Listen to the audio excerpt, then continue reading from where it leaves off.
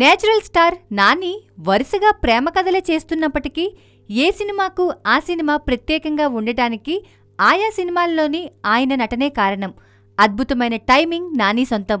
ఇటీవల ఆయన నటించిన నిన్ను కోరి సినిమా ఆయనలోని నటుణ్ణి మరో కోణంలో వెలికితీసింది. తాజాగా ఈ సినిమా రచయిత కోన వెంకట్ ఓ ఆసక్తికర విషయాన్ని వెల్లడించారు. నిన్ను కోరి సినిమాలోని ఓ సీన్ కోసం నాని నిజంగానే తాగాడట.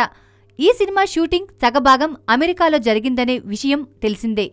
అక్కడ 0 డిగ్రీల టెంపరేచర్లో షూట్ చేయాల్సి వచ్చిందట. ఆ ఉష్ణోగ్రతలో హీరో తాగి మాట్లాడే సీన్ను షూట్ చేశారట. సన్నివేశం సహజంగా రావడం కోసం నాని నిజంగానే తాగి నటించాడట. ఆ సీన్ ఎంతో నేచురల్గా రావడానికి నాని తాగి నటించడమే కారణమని కోన వెల్లడించారు.